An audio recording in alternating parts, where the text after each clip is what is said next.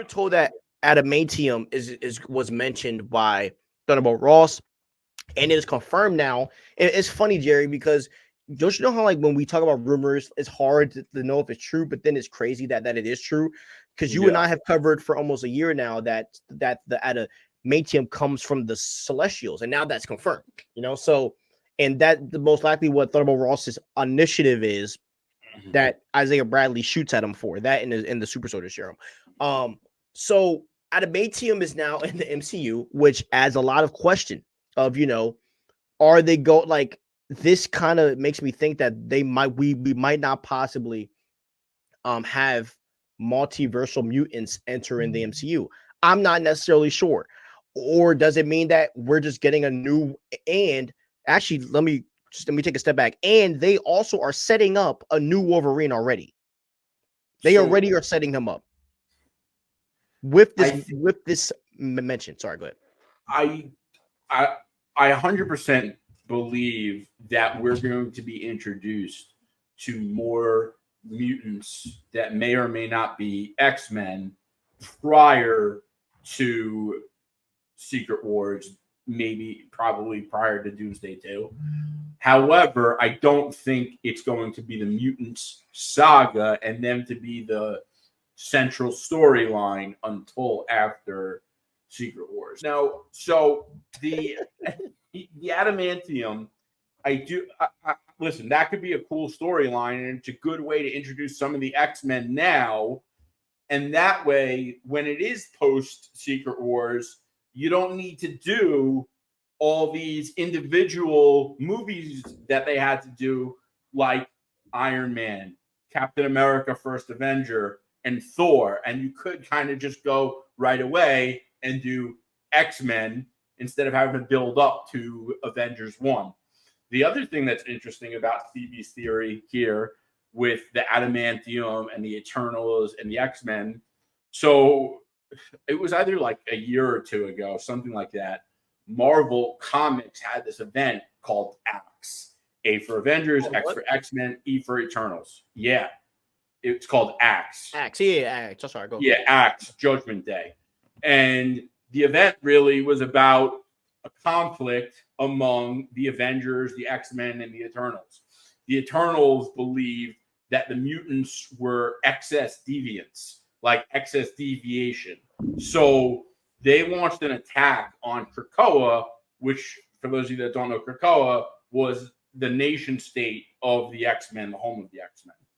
And then the Avengers got involved to prevent a larger catastrophe. And amidst all the chaos, a Celestial woke up, and the Celestial judged all of humanity for this. And it really forced the heroes and the villains and everyone alike to confront their actions and the fact that they're mortals and they could all die.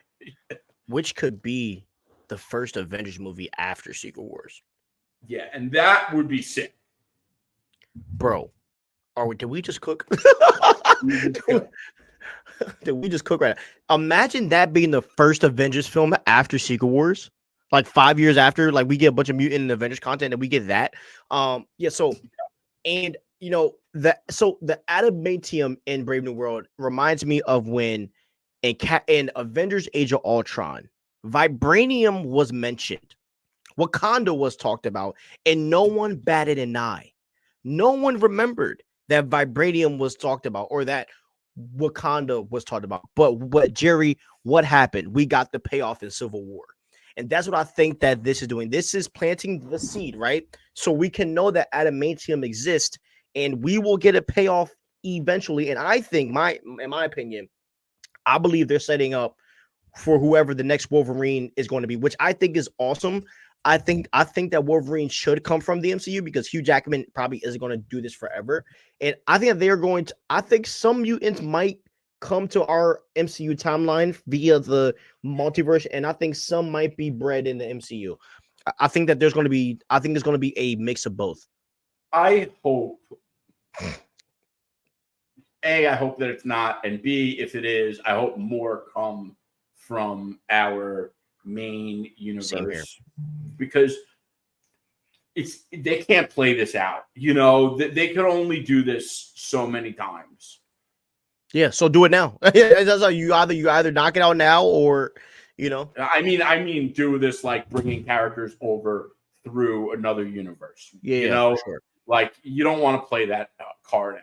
Yeah. To be honest, bro, I think there has to be a way, and I'm pretty sure if you and I really put the time to, which we won't, we could think of a way for them to come in to be bred in MCU. And I think that adamantium is the first step of what they're doing.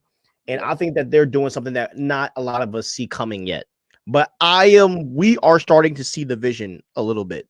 So yeah, I would also like to see like some rogue mutants, not rogue the mutant, but necessarily, but some rogue mutants that kind of are wrestling with being a mutant, worried about people finding out, not really knowing their place, and finding the other mutants. And not that it's such an original storyline, but one of the facts that people are going to have to come to terms with when it comes to the mutants is that we've seen a lot of X-Men and mutants stories. So it's going to be tough to see something that is completely fresh, brand new, and uncharted with the mutants.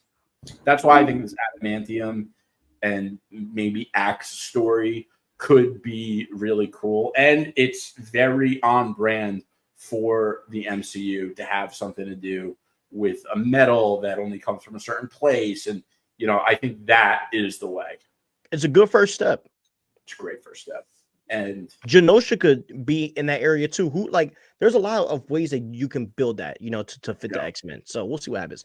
And we're talking about the metal of, I'm just going to say it, but Wolverine, there's a reason Wolverine is the most popular. He is the GOAT. I feel like a lot of people in our world try to have favorites that aren't like the most popular, but and that's cool too. But for me, like I don't judge myself for my favorite being the most popular. It's not always the case.